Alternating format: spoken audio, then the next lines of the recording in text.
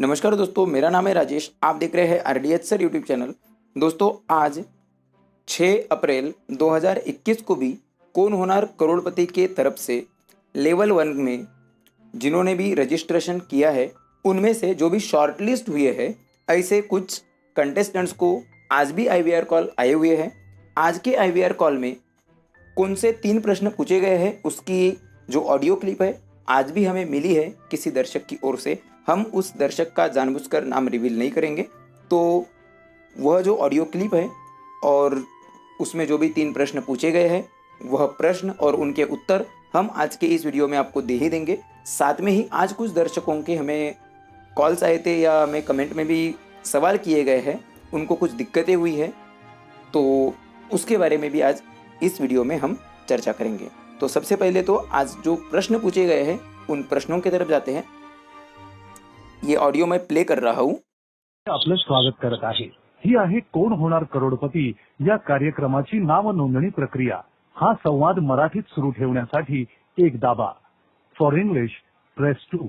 सबसे पहले लैंग्वेज का चयन करने बोलता है, जिसमें मराठी के लिए 1 और अंग्रेजी के लिए 2 सिलेक्ट करना होता है। तो दोस्तों, यहाँ पे आपकी मराठी या अंग्रेजी में से जिस भी सब्जेक्ट में, जिस भी लैंग्वेज में अच्छी कमांड है, वही नंबर सिलेक्ट कीजिएगा। क्योंकि आज एक दर्शक का हमको कॉल आया था और उनका शायद कहना ये था कि उनको मराठी सिलेक्ट करते करते गलती से उनका 1 के जगह 2 नंबर सिलेक्ट हो गया और इंग्लिश लैंग्वेज सिलेक्ट हो गई।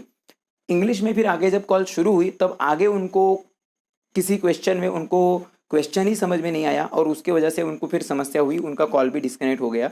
तो आप ऐसा मत कीजिएगा, थोड़ा सा समय ले सकते हैं। एक प्रश्न 2 बार रिपीट होता है, तो आप थोड़ा समय ले सकते हैं, बहुत समय नहीं, पर आपको रिस्पॉन्ड करने के लिए 4 से 5 सेकंड का समय मिलता है। तो उतने समय में आप सोच समझकर जो भी लैंग्वेज है उसका चयन कीजिए। कोण होणार करोडपती या कार्यक्रमासाठी ह्या मोबाईल क्रमांकावरून नोंदणी केली आहे। ह्या कार्यक्रमात सहभागी झालेल्या व्यक्तीशी मला बोलायचं आहे। कोण होणार करोडपती ह्या कार्यक्रमासाठी नोंदणी केली असेल तर 1 दाबा। ये जो पहला ही सवाल जो खुलता है लैंग्वेज के चयन करने के बाद, तुम्ही कोण होणार करोडपती मध्ये रजिस्टर केले आहे का, इस प्रश्न का उत्तर 1 नंबर ही सिलेक्ट करना है, इस बात का ध्यान रखिए। तो इस प्रश्न के उत्तर में भी कई सारे जो दर्शक है, अगर आप पहले ही यहाँ पे नहीं करके अगर 2 नंबर अगर सिलेक्ट करते हैं, अगर आपसे ऐसी गलती हुई है तो वही ऑप्शन है कि आप मेल कर सकते हैं। पर मुझे नहीं लगता कि इस तरीके की गलती करने के बाद आप अगर मेल करेंगे तो भी आपको वो कॉल बैक करेंगे करके। आता नोंदणी पूर्ण करण्यासाठी पुढील प्रश्नांची उत्तरे द्या। 24 मार्च 2021 रोजीचे पूर्ण वय नोंदवा। बीप नंतर तुमचे वय अंकांमध्ये नोंदवा। नोंदवण्यासाठी कळफलकाचा वापर करा। एज जो है आपको 24 मार्च 2021 को जितनी उम्र पूरी हुई है वही उम्र एंटर करना है, और यह जो उम्र है, यह उम्र आपने रजिस्टर करते वक्त एंटर की हुई उम्र से मैच होनी चाहिए, इस बात का ध्यान रखिएगा। तुमचं लिंग सांगा। पुरुष असाल तर 1 दाबा, स्त्री असाल तर 2।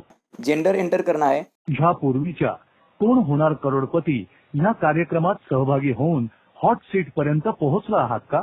हो असेल तर 1 दाबा, नाही असेल तर 2 दाबा।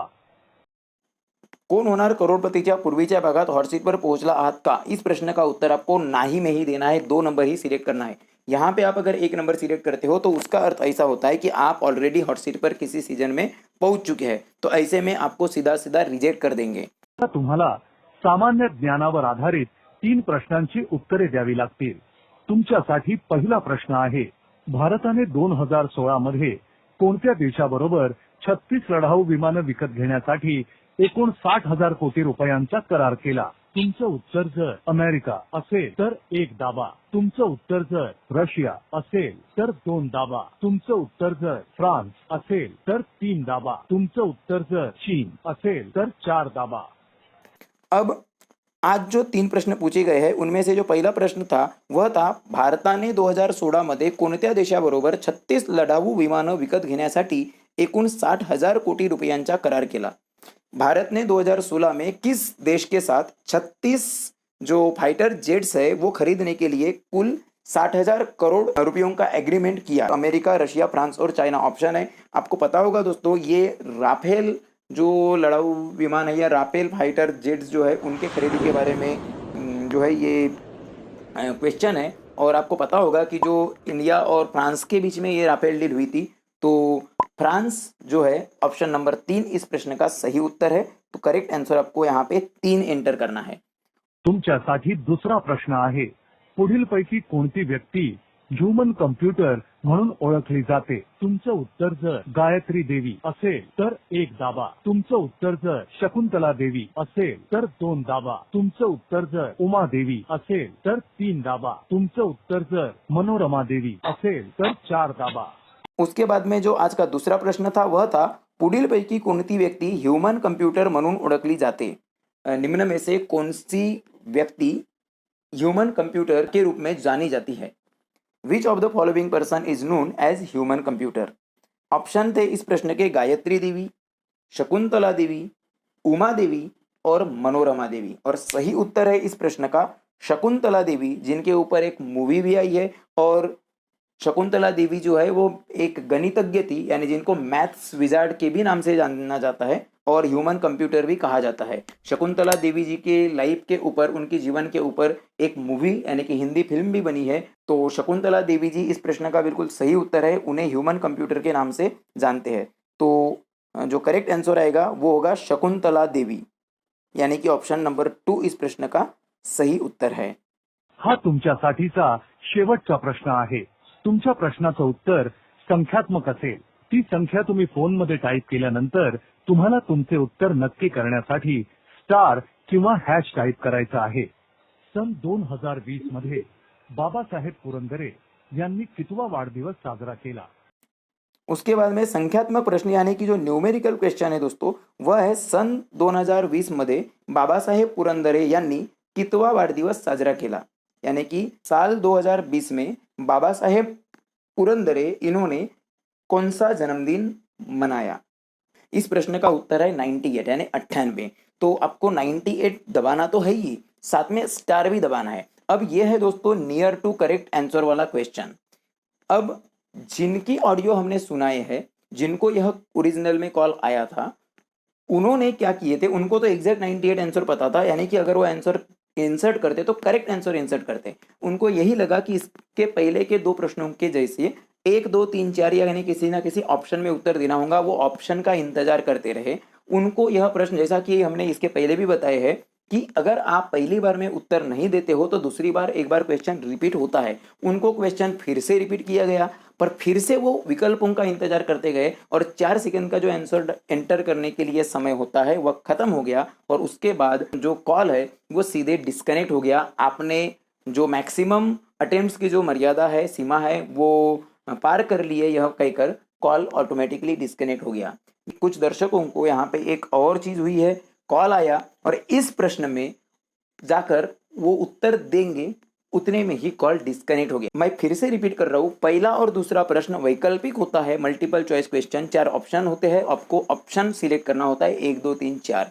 पर तीसरा जो प्रश्न है यह है संख्यात्मक प्रश्न यानी न्यूमरल क्वेश्चन।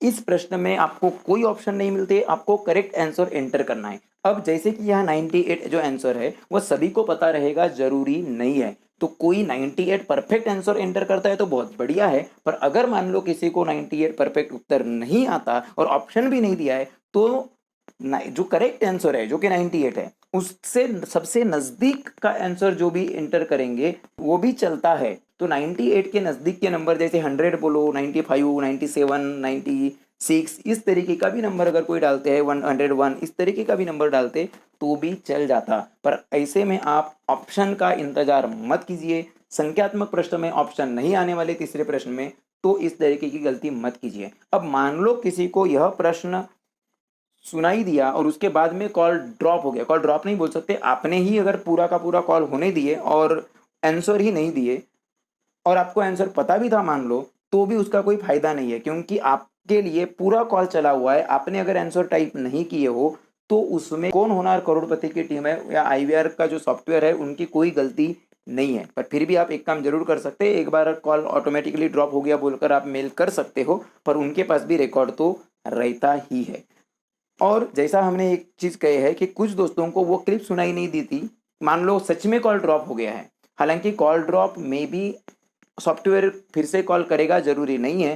पर कुछ दर्शकों को हम हमेशा सुझाते हैं कि अगर कोई भी समस्या है तो kbcmarathi@setindia.com पर आप मेल कीजिए और जब भी आप मेल करते हो दोस्तों, वो थोड़ा अच्छे से अच्छे फॉर्मेट में मेल कीजिए, मराठी या फिर अंग्रेजी में मेल कीजिए। अगर आप मराठी में मेल कर रहे हैं तो मराठी में ही लिखिए, मराठी को मराठी फॉन्ट में ही लिखिए, देवनागरी लिपि में ही लिखिए, या फिर आप अंग्रेजी में लिख सकते हो, हिंदी में मत लिखिएगा।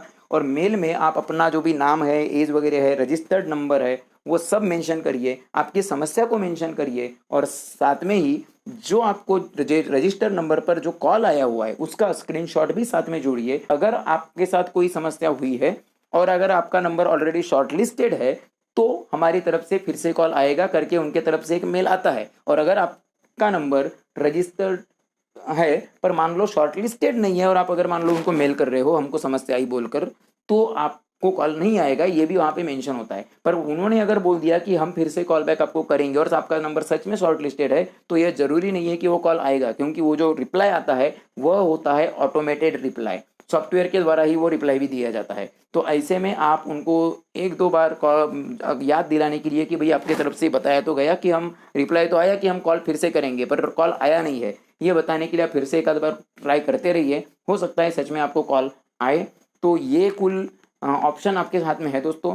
तो आपके साथ में कोई भी समस्या होती है तो आप कॉल करते रहिएगा। कॉल तो आप जो है उनको केबीसी मराठी की जो टीम है या कौन होनार करोड़पति की जो टीम है उनको मेल करिएगा kbcmarathi@setindia.com इस आईडी पर। तो आप इतना कर सकते हैं, उसके बाद में भी आपको कॉल आएगा जरूरी नहीं है, क्योंकि आप स्वयं होकर अगर गलती करते हो, आपने रजिस्टर किया क्या इस प्रश्न में नहीं सिलेक्ट करोगे और बाद में आप उनको कॉल करोगे कि भैया हमने गलत सिलेक्ट करे, तो वो कॉल क्यों करेंगे। हालांकि आपके हाथ में फिर शांत बैठे रहने से अच्छा एक ऑप्शन जरूर है कि आप उनको मेल कर दें, पर वो बस अपनी संतुष्टि के लिए करना हो गया, उनके तरफ से कॉल आएगा जरूरी नहीं है, क्योंकि किस्मत से किसी को कॉल आ रहा है, उसमें भी आप अगर गलती करोगे तो नहीं चलेगा दोस्तों।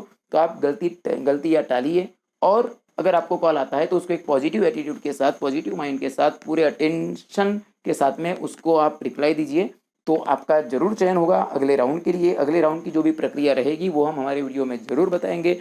6 से लेकर 8 तारीख को ओरिजिनली ये जो कॉल्स जो अभी आ रहे हैं वो आने वाले थे, पर 2 दिन पहले ही आना शुरू हो चुकी है, 4 तारीख से ही आना शुरू हो चुकी है। तो 3 दिन का शेड्यूल तो आज 6 तारीख को खत्म हो गया है, पर हमें ऐसी पूरी उम्मीद है, जो हमने सुनील लीव की तरफ से जो मैसेज भेजे जा रहे हैं कंटेस्टेंट्स को, जो भी कोई समस्या उनको मेल करते हैं उसके बाद, तो उसको देखते हुए हमें लग रहा है कि ये जो कॉल, जो IVR कॉल आना चालू है वो शायद और 2-3 दिन रहे, 8 तारीख तक तो कम से कम रहेंगे, ये हमारा पर्सनल अनुमान है। तो ध्यान दीजिएगा, अगर कोई आपको कौन होनार करोड़पति में लगाने का दावा करता है, कोई अगर फ्रॉड कॉल करते हैं तो ऐसे लोगों से बच के रहिएगा। पैसे वगैरह अगर कोई मांग करता है तो मत दीजिएगा, और पूरे सावधानी के साथ अगर आपको सच में कॉल आता है तो पूरे सावधानी के साथ जो भी सही तरीके की प्रक्रिया है जो हम वीडियो में बताते हैं उसको फॉलो करते रहिएगा। पर तब तक के लिए फिलहाल इस वीडियो को रोक देते हैं, और आगे जो भी FAQ या TNC वगैरह है उसके बारे में हम बात करेंगे हमारे आगे की वीडियोज़ में। अगर आपको वीडियो पसंद आई है तो वीडियो को लाइक, कमेंट, शेयर कर दीजिए, और चैनल को अगर अभी भी सब्सक्राइब नहीं किए हो तो चैनल को सब्सक्राइब जरूर कीजिए, जिससे आपकी जो गलतियाँ हो रही है वह गलतियाँ नहीं होगी। Thank you so much.